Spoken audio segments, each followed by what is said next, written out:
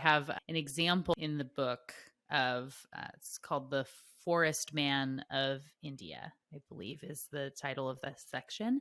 And so, we like to think about change and you say like, I'm just one person in a big company, let's say, like you're one manager at Twitter, you're one person that's there. And with everything around you, what could I possibly do? And it is kind of an excuse to maintain our own status quo. And what this shows is, so it's this man who started when he was little. There was a flood and there were a lot of snakes that ended up dying, and it made him very sad to see that they had all died and there wasn't enough of a forest, a place for them to be able to find refuge. And so he decided to start planting a tree every single day. And he's done that for decades now. And it's this huge rainforest in the middle of the desert that has all these animals living in it, and this really amazing thing because he's continued to just plant, one or two trees a day. And then that, they propagate and have brought in new life. And it's just this really amazing story. And, sure, it would have been great if you had started planting those trees 20 years ago. But, now's your next best time to go ahead and do that. And those little things can multiply in a way that can be really amazing. Yeah, I think that's a real life lesson, Melina, not just related to corporate change, but in anything that we want to accomplish. Often it's the small steps.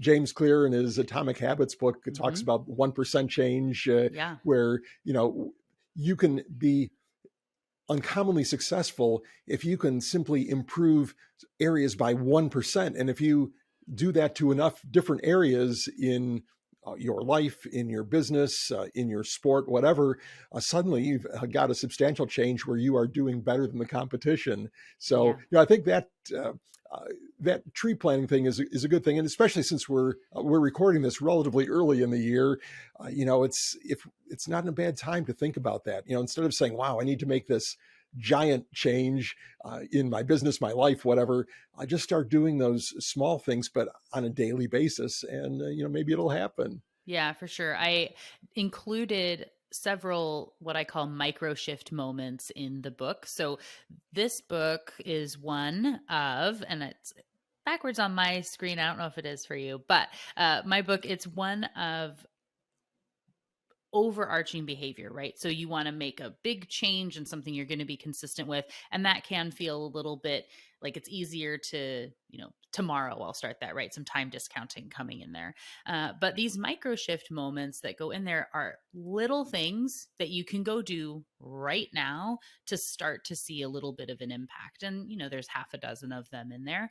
But you can just go do that one thing and continue to do it for a week or 2 weeks until it becomes a habit, and then you move on and have the next thing in there, and it can be really beneficial.